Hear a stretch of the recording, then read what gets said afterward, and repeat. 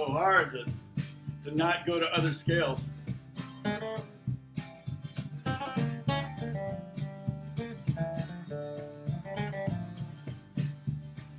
There's some fun notes in there to play.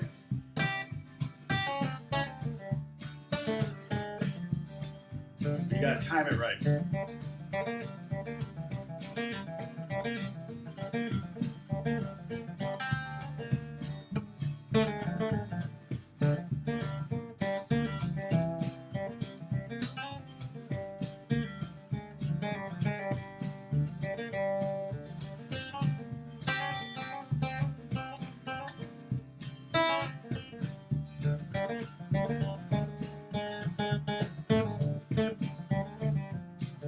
So I decided to add the blues note to all three of these scales. I don't know. It's pretty cool. The G minor 6 blues. I like.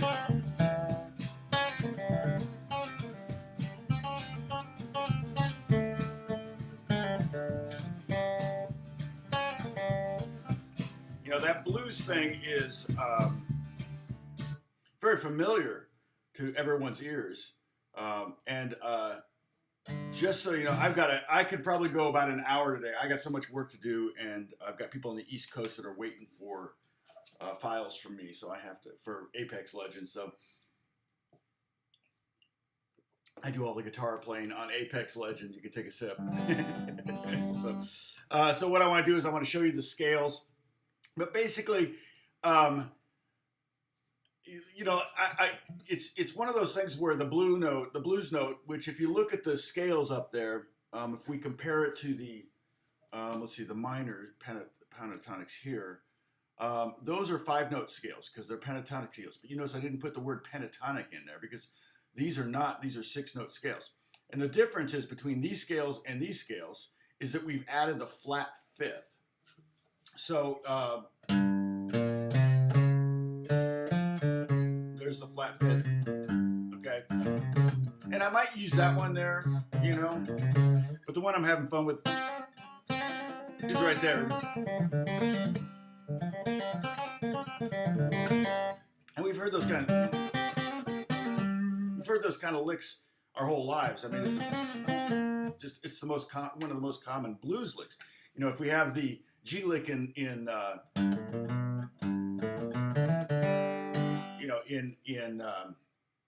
bluegrass, we might have in the blues, it might be something like that. Might be one of the most common licks in blues. And so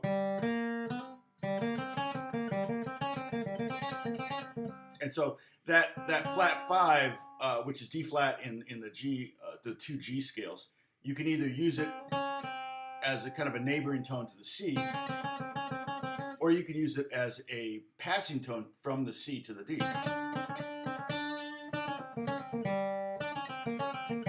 So like, let's do that lick. Let's do that lick right now. I'll just show it to you right now. 3rd fret on the 2nd string, 2nd fret, 1st fret, and then 3rd fret on there. So go. Okay. So what we're doing is we're playing the 5th, the flat 5, the 4th, sorry, and then the flat 3.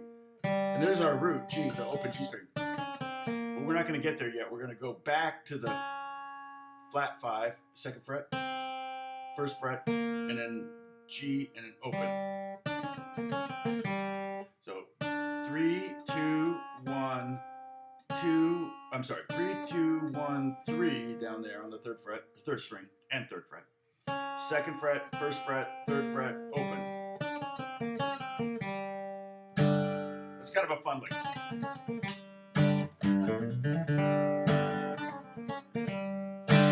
You can see where it's just like there's a million little things you can do in there, and that's just a fun one. I don't want you to have to think you have to memorize these scales necessarily. These are better. These are more like I want you to see. The minor pentatonic is definitely something, you know, in the minor 6 is definitely one you want to get, and the D minor pentatonic. Those would be definitely fun ones to have in your you know, under your fingers. And then it's more of a situation of knowing, oh, okay, if I'm playing G minor blues, I can add that note in there. It's not like you have to learn a new scale. You know what I'm saying? Because otherwise you've got all of these notes that you have to memorize for one scale, and then another and another. So three last week, and then now it sounds like you got to learn 3 more scales this week, and that's not really the case. We're just adding a note to the scale. And so I don't know. I might use that note, because it's kind of fun to end a song maybe like that.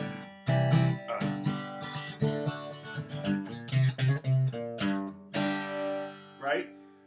But that's, again, just if you see the pentatonic, and then you just go, oh, I'm on the 4th, so I can go up to the flat 5.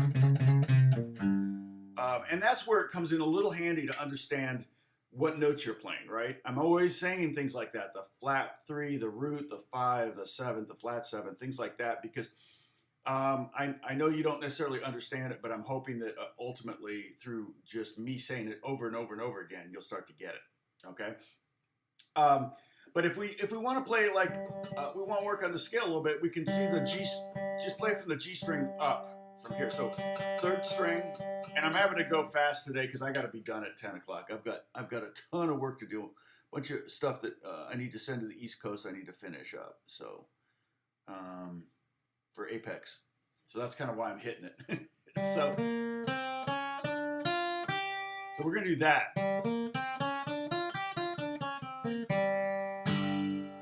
Okay, so hit the G chord, and then hit the open G string, 3rd fret, and then we're gonna go 1, 2, 3, and then 1, 2, or 1, 3. Now, another thing you could do is you could go on there. You could do that too. That's not. There's nothing. Because I said the major 7th. Now, we did a G major scale. It was the first scale we learned for the blues. And, I mean the bluegrass, and it totally works.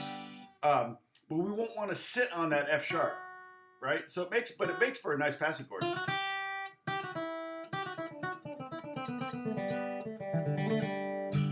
Hey John, what's going on?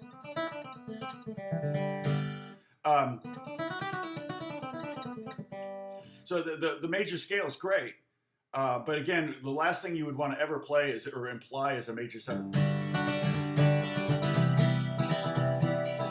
It's not bluegrass, right? And so the bluegrass, remember the word blue is in it, and I like to say blues sometimes because the blues licks like this one works great over a chord progression that should be a very happy major chord progression. It's the same thing with the blues. It's the same chord progression in its skeletal state. This bluegrass progression, for example, and not all bluegrass songs are based on this. Unlike blues, is very, very commonly is just a 1-4-5 progression. Bluegrass is not that way. This is just a bluegrass progression that I came up with for us to practice to.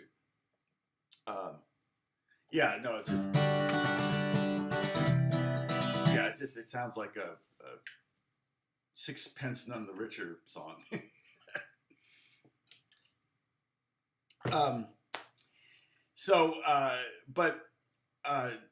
They both, in this case, this progression is 1-4-5 progression. We have the 1, then the 4, then the 1, then the 5, then the 1, the 4, and the 1, 5, 1. And that's the same chord progression as in blues. And yet in blues, we're playing basically generally a minor scale over a major chord. So you've got what should be a happy chord progression,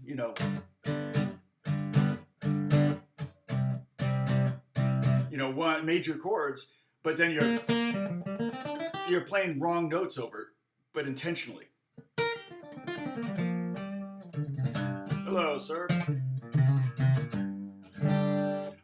Okay, so let's do this scale real quick again. Open, G string, 3rd fret, 1, 2, 3, and then 1, 3. And then backwards it'd be 3, 1, 3, 2, 1, and then 3, 0.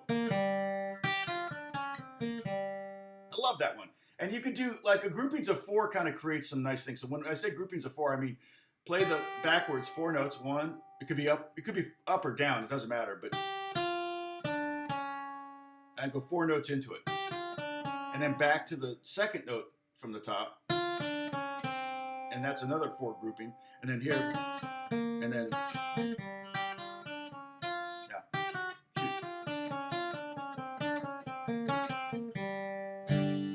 And it's just a mathematical way you can use to kind of create some licks or patterns or even just exercises for your fingers.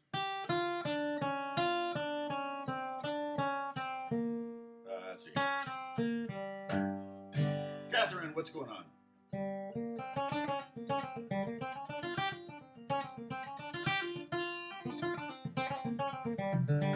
Oh yeah, I did that Friday, didn't I, John? Yeah, that may be part of every Friday's lesson, is kind of recapping the week if we're on one theme, or recapping the whole series, because this is the 6th week of this. I know that because I have 6 bluegrass windows here, or scenes as they call them, and so you can see all of the different scales we've learned. And so this week we're doing the blues scales. So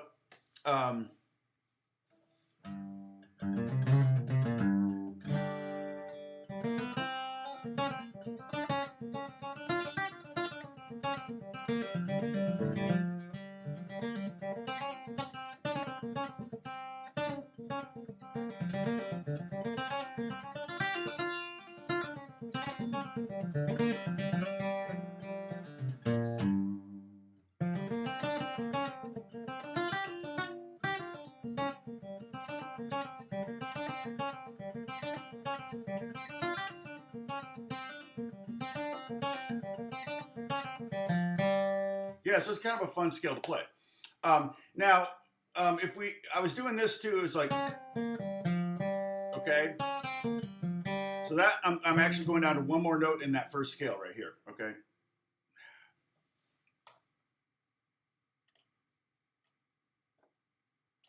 Right here. Okay, so in that first scale,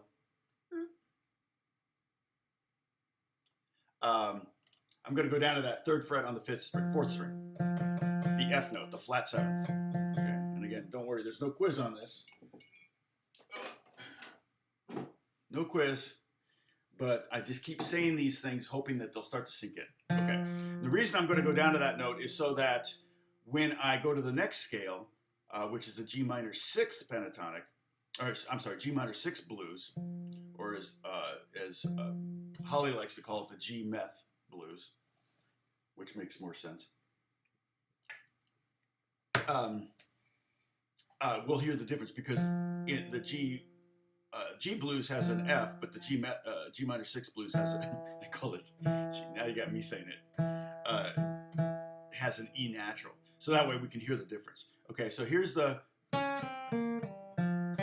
I want to do. So we're going to start on a flat 5. Okay, so start on the 2nd finger, 2nd fret on the 2nd string. Okay, go to the 1st fret, and then 3rd fret, an open G string, and then hit 3rd fret, 4th string, and then back to the open G string. So we got.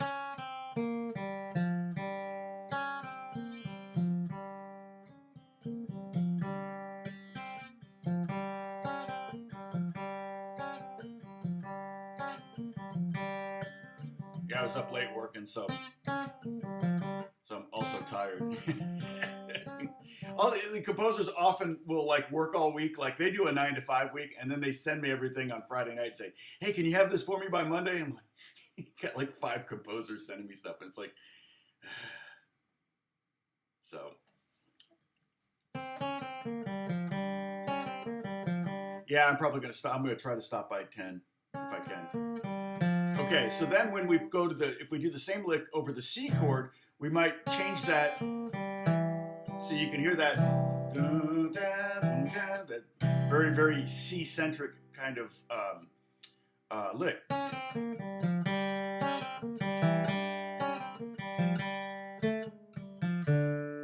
I could even do that. That could be like.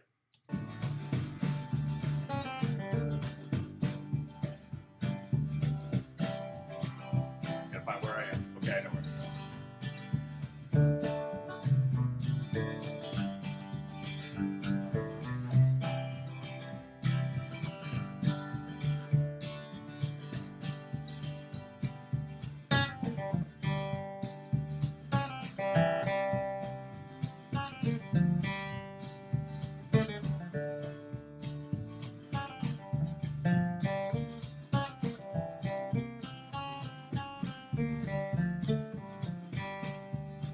again.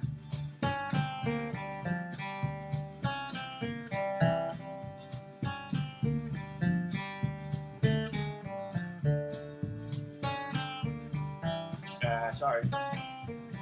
G. It's actually a great little hook there. So we're going to learn the D blues next, but the G minor 6 blues, the little snippet we start here on the 5th, we go 5 flat 5 4 flat 3 open, and then the 6. That's the difference between the.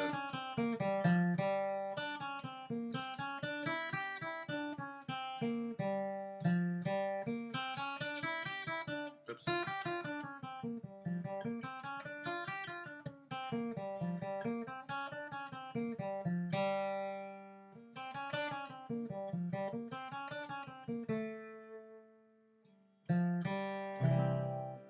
Okay, so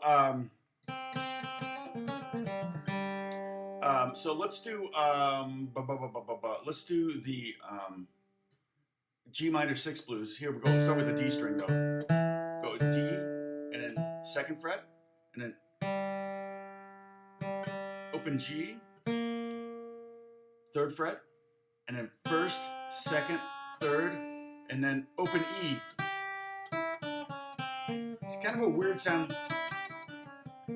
very weird sounding by itself, you know, out of context. Okay, but I like the sound. So let's do that. Let's go. So for the G chord, we're gonna go flat 3.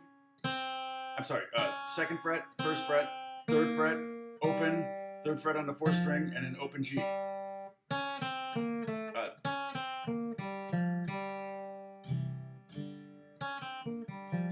No, this is just a Martin D35. Okay, there's our G lick. So play that. And play a G chord. Okay?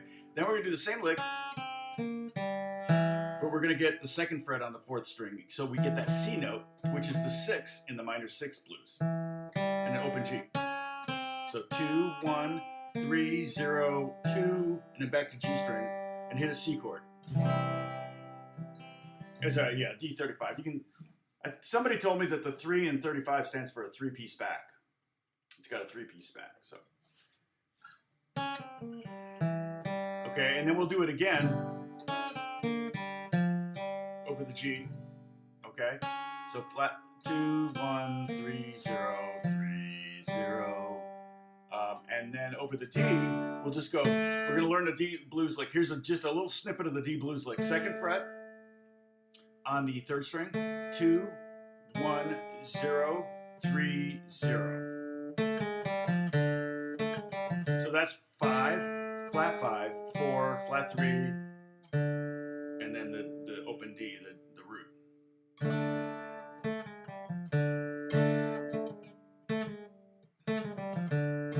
Yeah, I have a Squire bass, a Squire 5 string.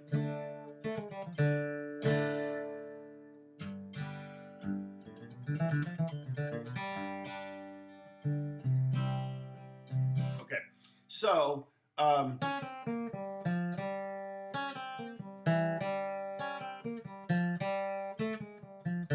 that's our kind of little melody. All right, let me knock the speed of this down to like 75 and see if we can do it. You could try this at home. Yeah, you can attempt this at home. 1. There we go. 1, 2, 3, 4.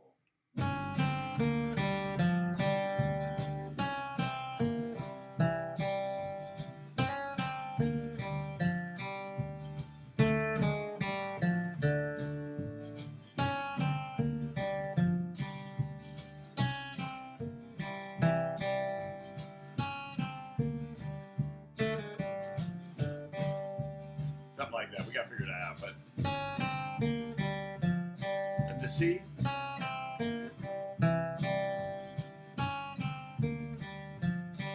So 2, 1, 0, 3, 0.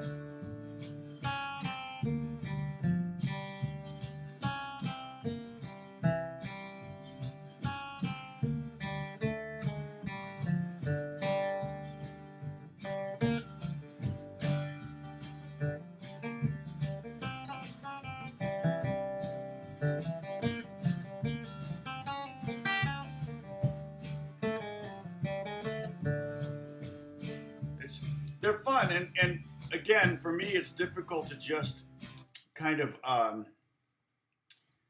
play. It's difficult for me to kind of play one scale without naturally trying to go in creating melodies and dropping between all of them. That's kind of what I love about the bluegrass progression, is that I can go, you know, if I go back to that, even slow.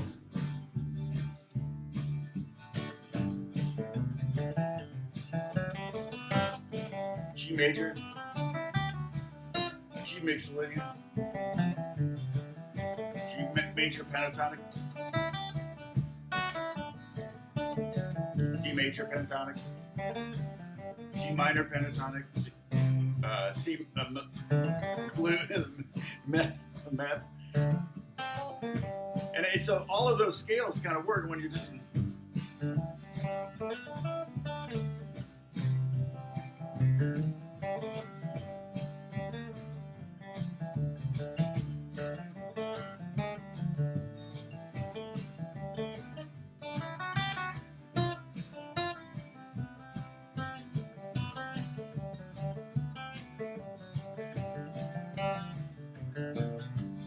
Just that's the where it's hard to, you know, teach that kind of thing in a lot of ways. It's just a matter of kind of mixing it up. But I'm not really thinking of scales. You know, so often I get asked, "Are you thinking of scales? Or are you thinking of notes? Or are you thinking of chord shapes?" And I mean, best case scenario, and I've said this many times, is really when you're writing a song, when you're writing a melody, you're not going to serve yourself well if you're thinking of a scale when you're writing a melody. Like, okay, I got to, you know, I mean, maybe Bach did that every, you know, sometimes, you know, he's thinking, but he was hearing melodies, and so what you would do, the ultimate goal is when you're improvising, is that you're spontaneously writing melodies, and it, you know, like, as you know, when I'm writing these bluegrass songs, right? I'm sitting down, and you know, I forgot we had a name for the. So this week the song's not going to be called. I had a name for this. Remember, it was "Sad Dad Bachelor Pad," and I forgot about it. So now this week's song will be "Sad Dad Bachelor Pad." So that's what we'll be doing. And so the minor. So these things that I wrote, I'm sitting down and writing melodies, and I'm kind of playing the song many times, and I've got the track going maybe, and I'm trying different things, and I'm moving different directions. I'm going, what do I hear? Where do I want it to go? And some of it's, I'm trying to keep it simple. I'm trying to keep it in a certain range. I'm trying to move up a range. So I'm writing in what I think is an instructive melody. It's not necessarily a great melody. It's more of an exercise, an etude, if you will, than a pure melody. But the goal is, at some point, then what happens is you're writing on the fly, and then it took me maybe 2 or 3 hours to write these songs each, and then so if I played over the progression, it might take me 2 hours to write a good melody over it. Then the next time, maybe 1 hour, then a half hour, then 15 minutes, then 5 minutes, then 1 minute, then instant. The goal is to get to that point where you're actually kind of creating melodies instantly. And I'm not there. I am when I'm playing like rock stuff. I kind of am there. Jazz sometimes. It just depends. If it's a vamp, if it's a one chord thing, I'm definitely, when I get in the zone, that's where I'm really writing, and everything I'm hearing up here is translating to my hands. So that it's not about thinking about scales necessarily. So I'm showing you these scales, and then I'm saying, don't think about them. So it's very contrarian. But I am the contrarian guitarist.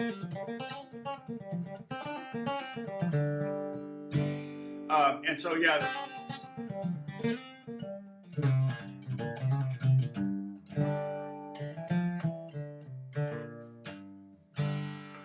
So that's we can go ahead and play through all these right now. And if you want to just get your guitar out, electric, acoustic, doesn't really matter.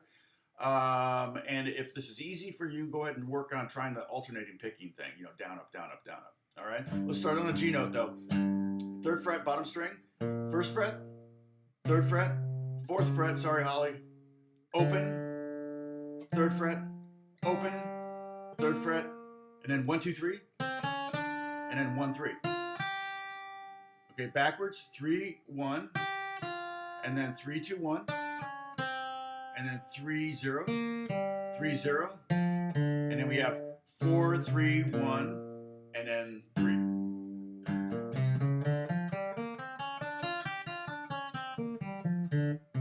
Oh. Ah, shoot.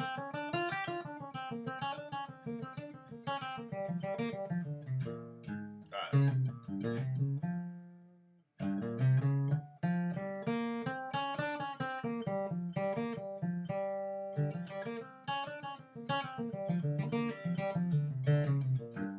Okay, so there's that first scale. The G minor 6 is going to be the same exact scale, but we're going to take these 2 F notes, this one too, but we're not going to worry about the bottom note, okay? Take this F note and this F note down a half step, so we get to E. Okay? So we have 3rd fret, 1st, 3rd, 4th, open, 2nd, open, 3rd, 1st, 2nd, 3rd, open, 3rd.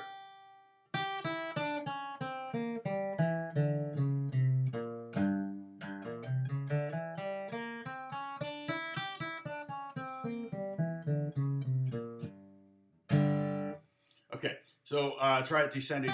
3, 0, 3, 2, 1,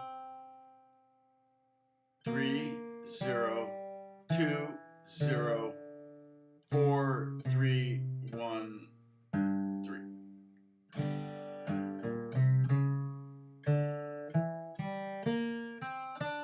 Gosh.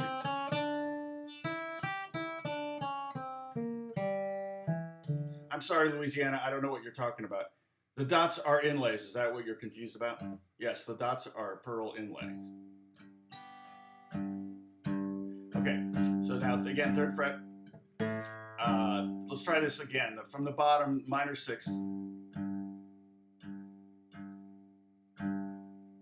So 3rd fret, and then 1st fret, 3rd fret, 4th fret, open, G, and then 3rd fret. I'm sorry, open 2nd fret, open, 3rd fret, 1, 2, 3, open, open 3. Yeah, it's so weird. But it makes more sense, like I said, in the, because there's nothing symmetrical about that scale, you know? It makes more sense, though, when you think about it as like, right? Just changing that one note to accommodate that C chord. It's really just G minor 6 blues is just G blues. Okay, but with the flatted 7th down a fret, which makes it a 6th. All right. Yep, everybody's playing guitar. That's why Louisiana. So.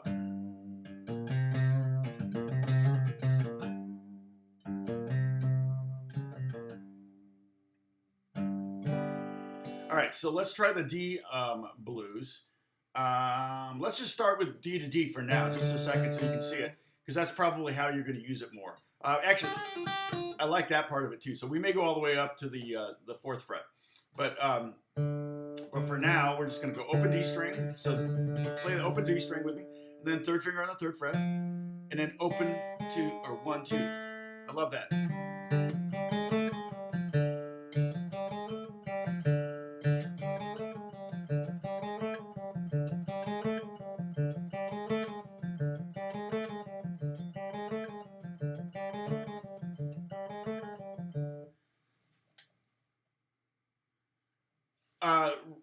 Why use the G minor 6? Well, I mean, the G minor blues scale, that E flat just doesn't sound very good. I don't know why. And I don't hear a lot of guitar players use, you know, over the.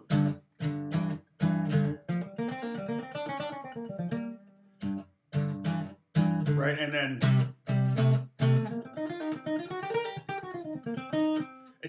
it sounds okay over the C by itself, but in the context of the key of G, that C, the C minor,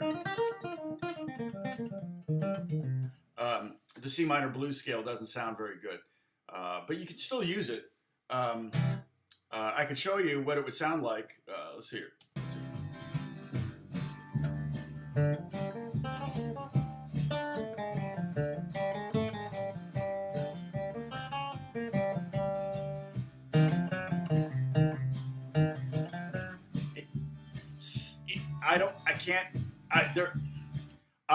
I could probably come up with some theoretical reason why it doesn't work, but I don't want to bore anyone. But again, that E flat, for some reason, and I can almost, like I said, I could just about justify any note, all 12 notes in the,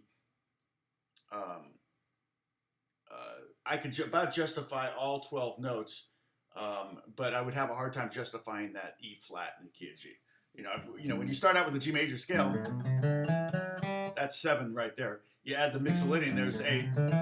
You add the minor flat, you add that's 9. You add the flat 5, that's 10.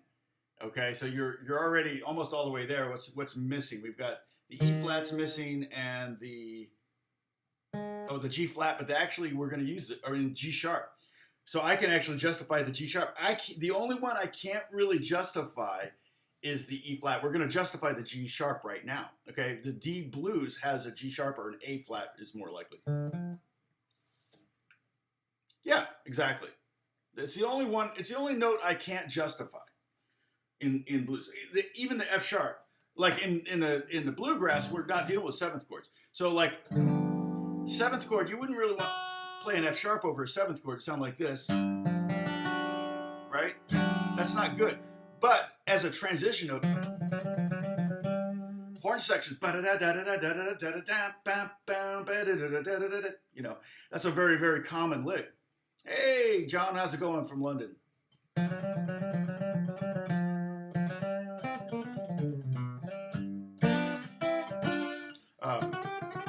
So I could even justify the F sharp in a blues context. In bluegrass, it's not hard because of an F sharp and a D chord. You could totally justify it, but that E flat just doesn't ever. It rarely sounds right. Except the only time E flat sounds good is if you're going to the E. Like if I'm going to.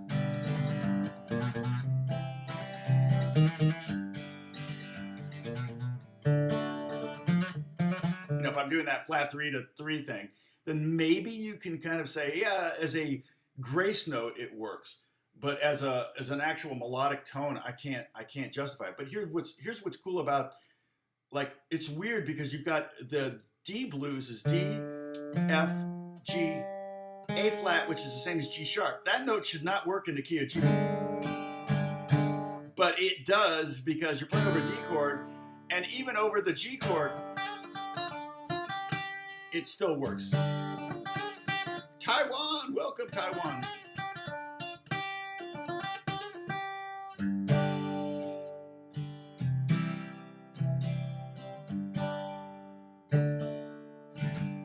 All right, so with the D scale, let's do the D scale. D, open D again, 3rd fret, 0, 1, 2, and then sorry, my brain shot. 1, 3. Okay, 0, 1, 3, 0, 1, 2, 1, 3.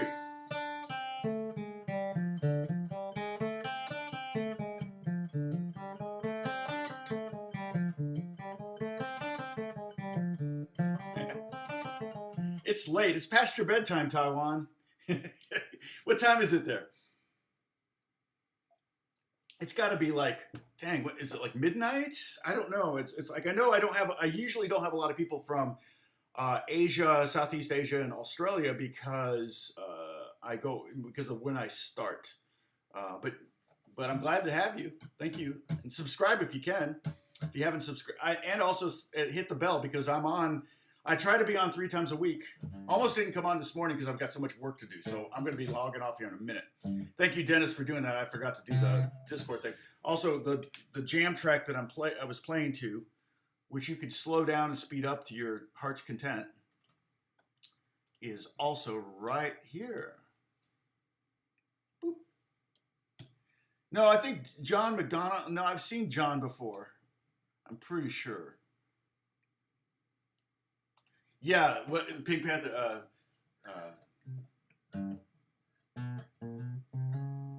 That was it.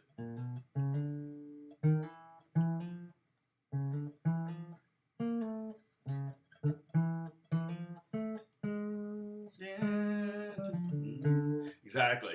That's exactly what it is.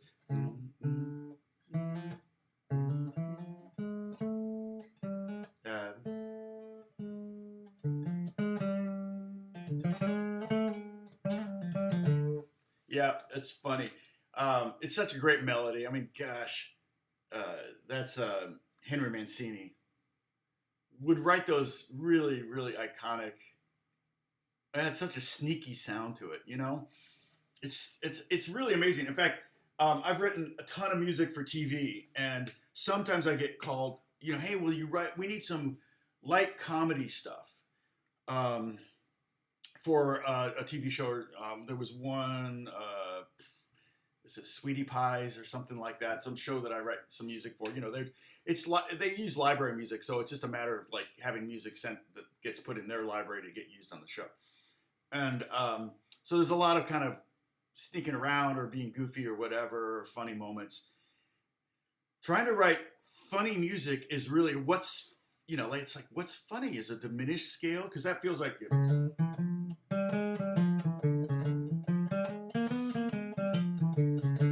know, I always feel like pizzicato strings always sound funny. So yeah, Arc, usually I go 2 hours. Usually, and sometimes longer, which I can't believe you all stick with me. Yeah, Bruce, 90 minutes on it. Yeah, maybe, but if you look at the average, I mean, dang, it's usually 2 hours, which is crazy. Just because I can not shut up. So that's why, Arc.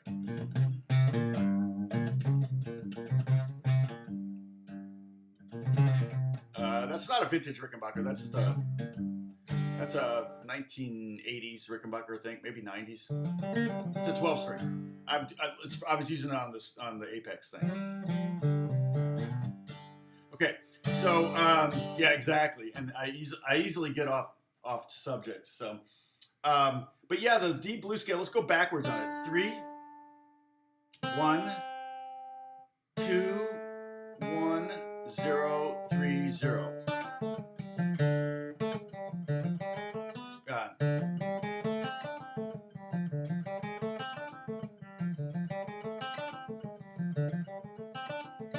I did. The Becker, the first one was 30 minutes. And that's what I thought it was going to be.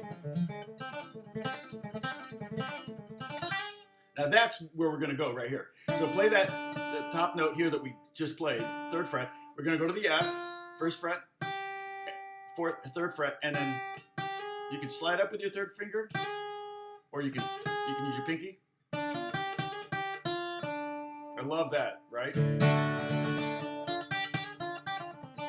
Let's do that. 3rd fret, 2nd string, 1st fret, 3rd fret, slide up and short, make it short. Just hop over that fret and kill it with a pick if you want. And then go back to it.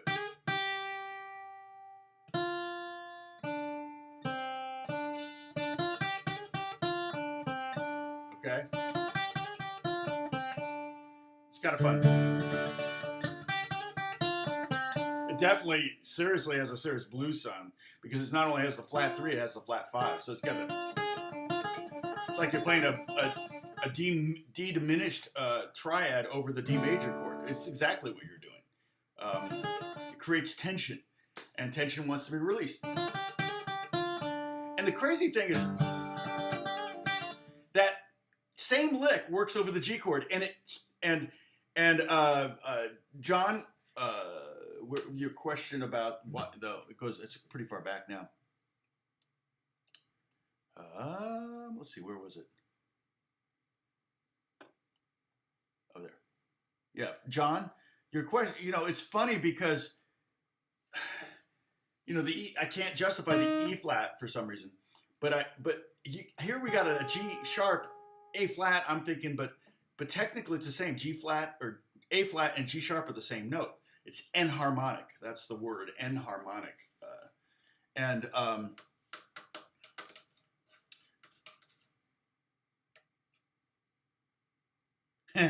yeah, no, you don't need to get an amp right away. And you could get a little headphone amp or something like that. You can even get an amp plug-in for your phone, and then if you can plug your electric guitar into your phone, and then put the headphones on, and you got all sorts of amp sounds and stuff like that. So you have to buy a cable. That's the only thing you have to buy. There's like a special cable for that. You can do that with your computer too.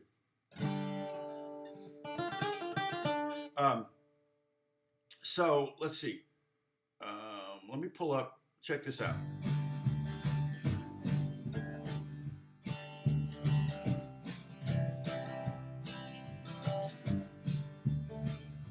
Here's the D.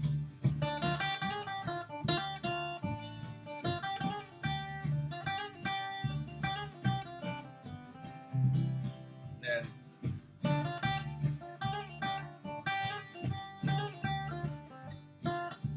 it's weird. It kind of does work, and I could sell it better than that if I'm really in the moment. But it was kind of one of those little epiphanies I had years ago when I saw someone do it. I was like, wait a minute, that note shouldn't work. It was like over it was like, I'm like, wait, that note shouldn't work. That's a flat 5. That works great if it's a jazz thing. Right? But over just a pure G7, it worked. So yeah, you can get metronomes up on Google too. You can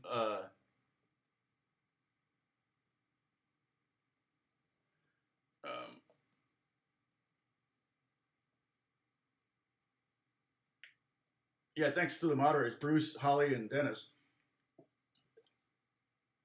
They're on top of things over here.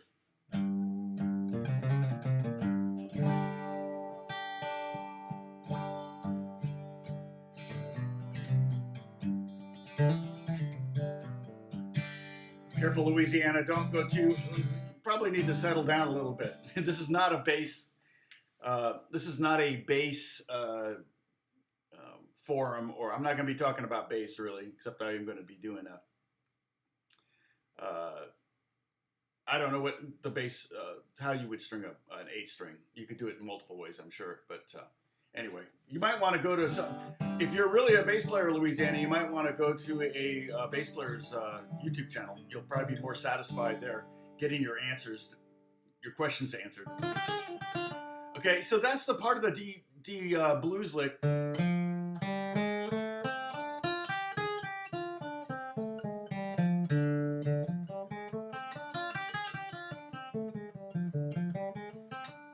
Kind of fun, I love that. I mean, that's the whole reason we got the blues. It's the blues scale.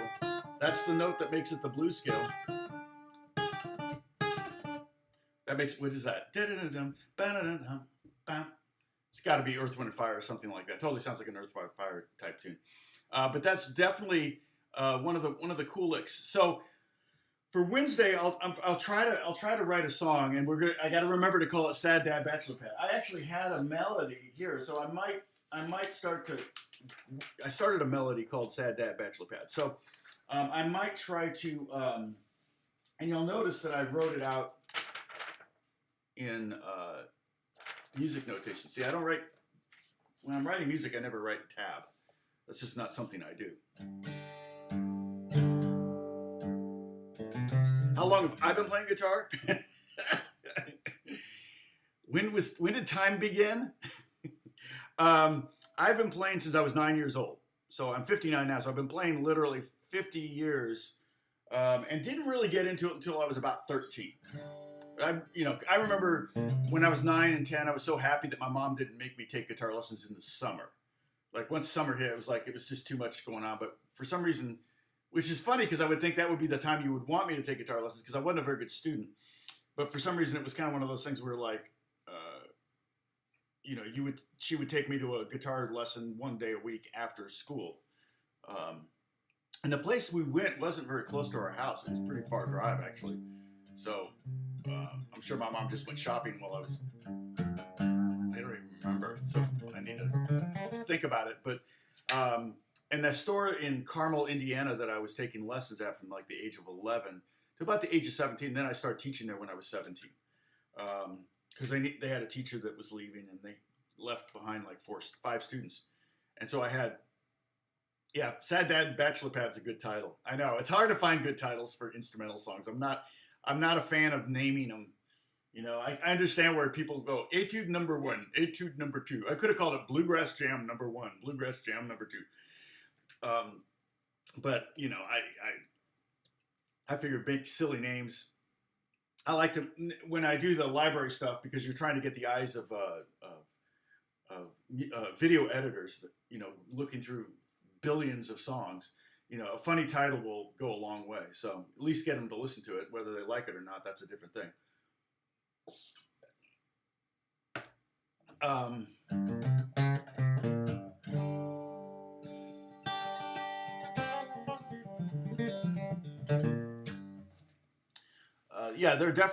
There are amps. Yeah, that's right, Sam. You're totally right. There are definitely amps that even have headphone outs, so you don't need to worry about. But it's no problem. I mean, the technique, you can be working on the technique. One of the things, though, that I recommend, and I did a video a while back called I forget how to sound better at your gig or something like that. Oftentimes, and this is true of a lot of players, you practice, you work on the songs, you do a really good job at home in your bedroom. And then you get to the gig and you play awful. You just don't, it's just not the same. And you're just like, oh man. And so one of the things I recommend, and it's a little tough to do sometimes in some places, depending on where you live, is to practice loud. Because when you're on stage and you're playing with a drummer and a bass player and a keyboard player, and maybe another guitar player and vocals, horns, whatever, and you got monitors or all that kind of stuff, or if you're using the ears, that makes it a little bit different. But if you practice really quiet at home, the guitar amp interaction is very, very minimal. But if you turn up the amp, you realize a lot of things happen. Every squeak gets really loud. Every mistake, every note you hit that's wrong is also really loud. If you take your hands off the guitar, it can start to feed back, depending on the guitar and amp and depending on how loud you are. But also, if you're trying to play a riff, but you've got open strings, they may ring out on their own, or if you accidentally hit them, they jump out, and you may not intend them to happen. Like if you're playing something like in G sharp minor, where all the open strings would sound awful, and you hit, where you get these open strings ringing out, and you're like, I just sound awful live. So if you practice loud, it'll remind you, I've got to keep my hands on the guitar at all times to mute those. Van Halen was so good at that.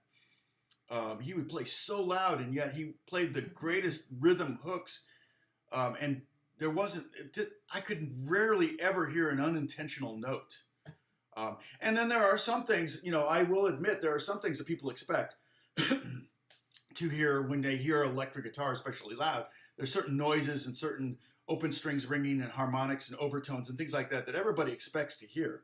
So that's not necessarily all of that stuff is not, because here's the thing, no matter how good the sample is on a keyboard, you can almost always tell a sampled electric guitar from a real electric guitar, because there's not the unintentional overtones and open strings and things like that. You can't get those on you could kind of insert them, but it would be so much work, you might as well just hire a guitar player to do the playing. And that's why I still work, because they have pretty good horn samples, they have pretty darn good drum samples, even bass samples are pretty good now. That you can even have weak squeaks and things like that on your bass, and slides and all that. And same with the guitar, they have some really good guitar sample libraries that are basically just strung, guitars that are recorded. But man, there's something different about playing guitar and playing a keyboard. And so, yeah, so that's why, one of the reasons why I still get to work.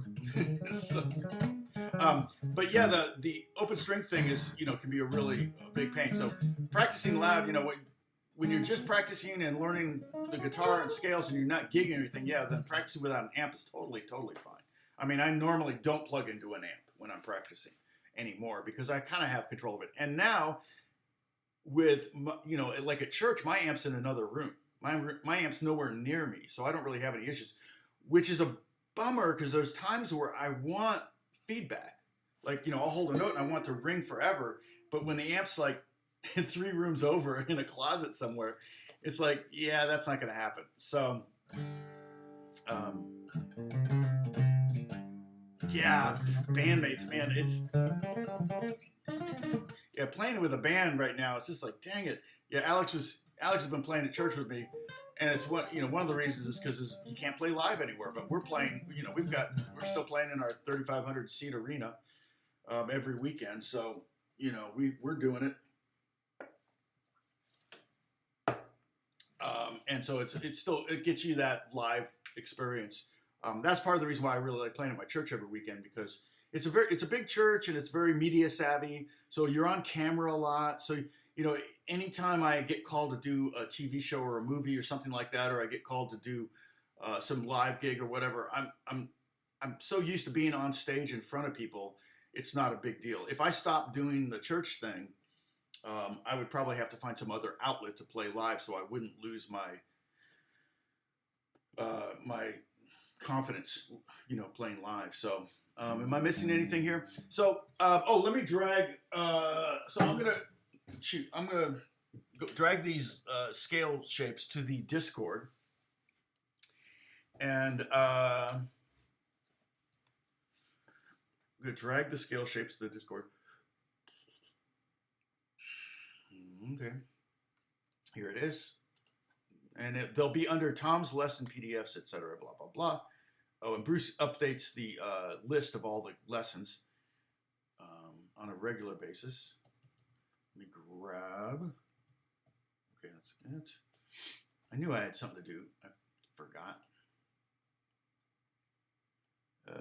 Yeah.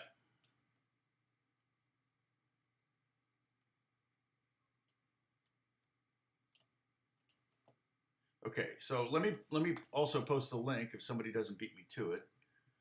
Introductions, and so it'll take you to this introduction page where you can join up for free. It doesn't cost anything. And everybody kind of loves on each other. That's the goal, is to be cool with each other. Don't be snarky. Don't get into fights. Don't drink. Don't drunk Discord. That'll save you a lot of grief. Because we've had to eliminate people because they either become stalkers or they become belligerent or whatever. It's like, we're talking about guitar here. And, it's not even like sports. It's like, who's the fastest guitar player in the world? I have no idea. And I don't really give a flying right. But you can totally have I remember I was at Indianapolis Motor Speedway when Johnny Rutherford broke the 200-mile-an-hour per lap for qualifying. I was there when it happened, and everybody was like freaking out because they thought they'd never get to 200 miles, for 4 laps. Just never thought that would happen, and it was crazy. And you could say, who's the fastest man in the world? And at least according to Olympics and sporting events, you could go, this guy's the fastest guy in the world. But there may be people that are faster that are just not competitive. They're just not in competitive, track and field. So you would never know. So anyway, the Discord, even here, I try to steer away from, even though I mention church and I say God bless you, and I get grief for that sometimes, but hey, I gotta be me. And if you don't like it, you don't have to watch, and that's fine. if it offends you to have me say God bless you over you, that's fine. I don't care. You can be offended. But I don't think if you said Satan curse you to me, I don't think I'd be offended by that. So, whatever. Let's see. What do we have? Jeffrey Oliver. How you doing, man? Catherine, good to see you. I haven't said hi. Aslan, I saw you. You've been around. Catherine McGarry's here. Anyway, if you need some names, just look at the Blues Post Lots of funny stuff there to work with. Okay, good. Thank you, Gary. Uh,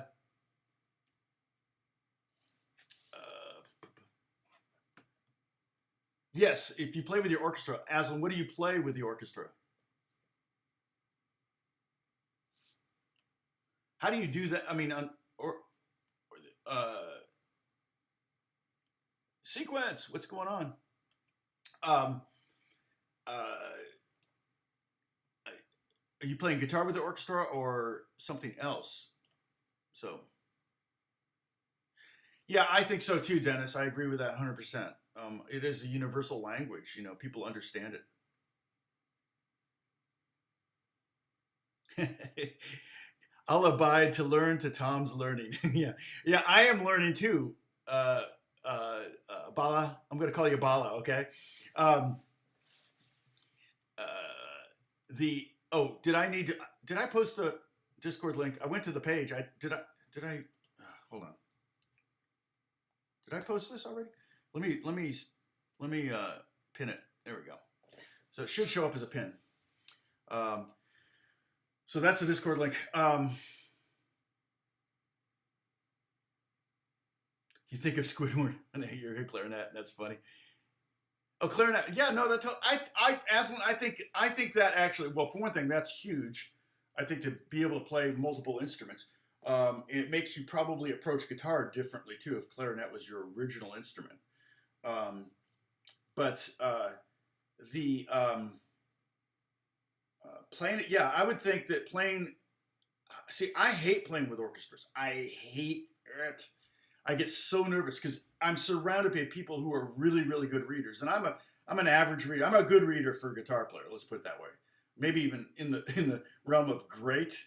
Most of the guitar players that if they do like I've done like these rock songs with orchestra, um, where it was like they needed electric guitar for one piece in the concert.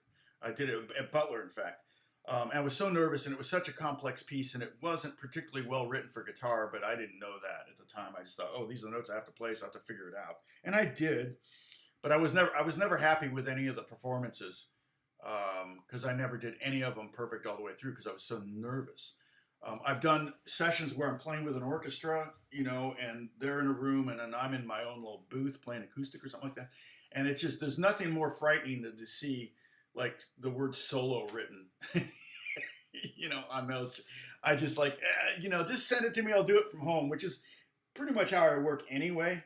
So, but yeah, I would think that being surrounded by other musicians and playing clarinet, that would help you deal with your nerves, and that'll help you when you go to play live guitar. So in a band. So yeah.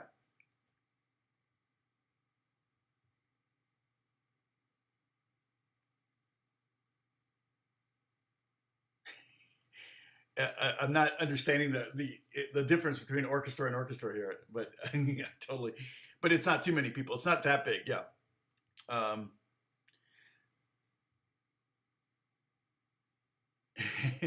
thank you, Paul. Vilayuna. Yeah, good to see you again. Oh, greetings from Finnish winter. Oh my gosh, how do you stay warm? Do you go out at all? Mm. Man, you must have to stock up. TikTok Tom. Yeah, okay, you're right. Okay, Bruce is saying I got to get off the. Yeah, thank you, Bruce. I don't think I'll have a problem on Wednesday because I have to. The stuff I'm doing, I really need to deliver tonight because they're recording the drums on this stuff tomorrow in Nashville. So I have to have it, and they're on the East Coast. So the earlier I can get it done, the better. I don't want to be delivering it tonight at 11 because that'll be 2 their time.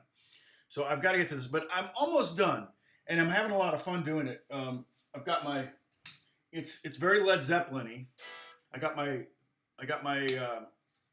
Les Paul out, which I'm just not a Les Paul guy. Every time I pull that out of the closet, I remember, why I don't like Les Pauls. I've been playing this. I got the Ricky out because I was using the Ricky. I'm going to get my 12 string out. I did bass on it already, but I'm going to get my 12 string acoustic out because I think that'll sound really cool. They give me this composer gives me a lot of leeway to kind of come up with. He kind of gives me kind of a rough guide of what he wants, and then I just do it. So I dropped these 3 scales into the Discord. So if you want to print them up, kind of practice them. Again, don't stress about nailing these scales. The main thing you want to be able to do is just the minor pentatonic, sure. Yesterday, last week's scales, sure. Just maybe learn where the fifth is on these scales, and then by default you'll know where the flat five is. If you go down a fret, get lower in pitch, that's going to be the flat five. If you go down one fret from the five, okay. Brian, good to see you. Gary, okay. Frampton, yeah. Oh, I know that guitar looks like Frampton, doesn't it? Yeah, it totally does. Except his had 3 pickups. So, and I love the story about how he got that guitar back. It's pretty crazy. So, the new guitar on the back wall is the Rickenbacker, the 12-string. I played it on. I've already played it on the session. I think I'm done with it. It's kind of a pain to tune and play in tune.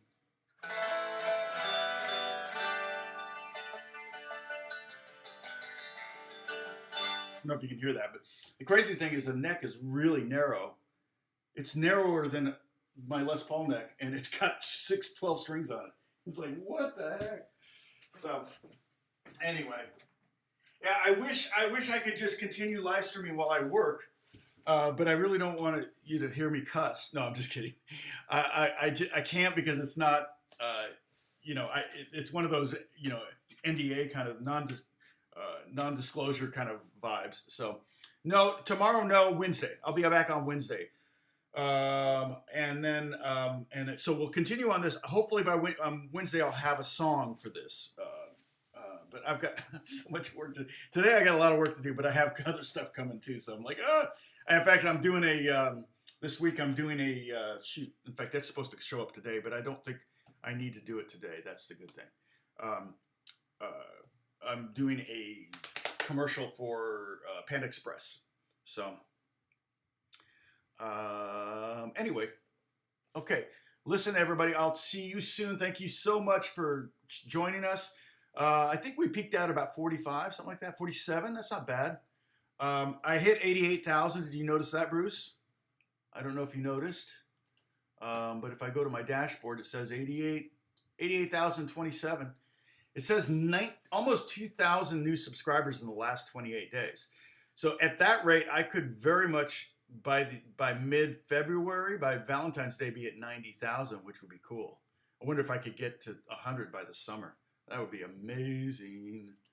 Anyway, thank you so much, everybody. And guys, go over and continue if you want to keep chatting. Go on over to Discord and have fun over there and be cool to each other. I know you will. I know you guys. So I'll talk to you soon. Bye-bye.